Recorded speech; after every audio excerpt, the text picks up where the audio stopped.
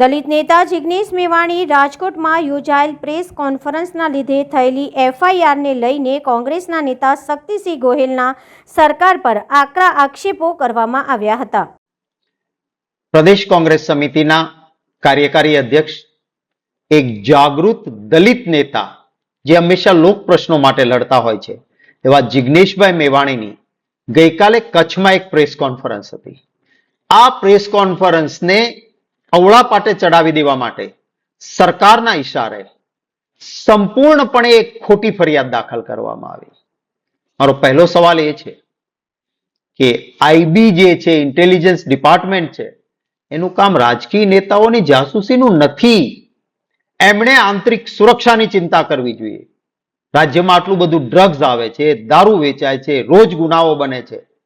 એના બદલે રાજકીય નેતાઓની જાસૂસી માટે આ ભાજપની સરકાર અમારી પ્રેસ કોન્ફરન્સમાં, કાર્યકારી અધ્યક્ષની પ્રેસ કોન્ફરન્સમાં શું કામ હતું આઈબીનું?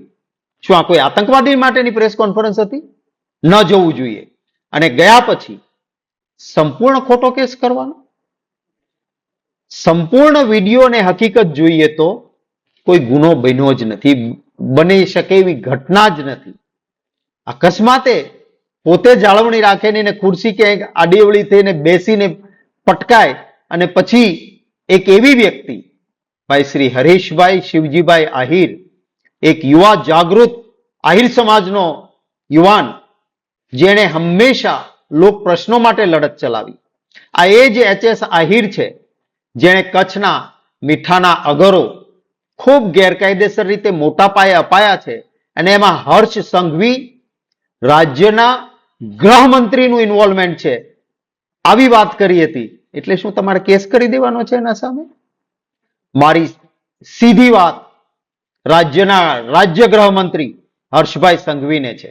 તમે પોતે વિધાનસભામાં આંકડા આપ્યા છે કે રોજે 6 બળાત્કાર આપણા ગુજરાતમાં થાય છે. શરમ થવી જોઈએ તમને. તમે કોઈ દિવસ ટ્વીટ કર્યું? કોઈ બેન દીકરીને તકલીફ આવી, બળાત્કાર થયો, કોઈ દલિત પર અત્યાચાર થયો, ટ્વીટ કર્યું ક્યારે? એ નહીં કરવાનું. પણ જિગ્નેશભાઈની મેવાણીની ખોટી ફરિયાદ કરાવી અને તરત ટ્વીટ કરવા માંડવાનું છે તમારે? હર્ષભાઈ સંઘવી, સત્તાઓ આવે ને જાય, સત્તાનો દુરુપયોગ ન કરવો જોઈએ. તમે સોગંદ ખાધા હોય છે મંત્રી બનતી વખતે, આ કરવા માટેના નહીં. મારે ખાસ કરીને પોલીસ અધિકારીઓને, સિનિયર પોલીસ અધિકારીઓને કહેવું છે, આપ જ્યારે નોકરીમાં જોડાવ છો ને ત્યારે આપ પણ સોગંદ ખાઓ છો. આપ એક ભાવના સાથે કામ કરવા આવો છો. આ ગુજરાતની પરંપરામાં ખૂબ સારા પોલીસ અધિકારીઓ રહ્યા છે અને આજ સુધીની કોઈ સરકાર આવી હલકી કક્ષાએ નહોતી જતી. આ સરકાર તમને આવી ખોટી ફરિયાદ કરવાનું કહે તો તમારી પણ જવાબદારી છે. અંગ્રેજીમાં કહેવાય છે to rise to the occasion. આ એ સમય છે જ્યારે ઉભા થઈને કહેવું જોઈએ કે ના સાહેબ, આમાં કોઈ એટ્રોસિટી બનતી નથી. કારણ કે જે ખુરશી પર બેસવા જતા પડી છે બેન, એ કઈ જ્ઞાતિની છે એ કોઈને ખબર નથી. જ્ઞાતિ વિરુદ્ધ એક શબ્દ બોલાયો નથી. તો ભાઈ એટ્રોસિટી કેમ થાય? નવા કાયદાની કલમ 121 ફરજમાં રૂકાવટ. ભાઈ આઈબી ના વ્યક્તિએ પ્રેસ કોન્ફરન્સ રાજકીય નેતાની એમાં ફરજ બજાવવા જવાનું જ ન હોય, કેવી રીતે આ કલમ લાગે? મને વિશ્વાસ છે કે આપણી ન્યાયાલયો, આપણી જ્યુડિશરી એ સરકારની આ મનમાની સામે જરૂર દંડો ચલાવે. હું આશા પણ રાખું છું, અધિકારીઓ પાસે પણ અપેક્ષા રાખું છું.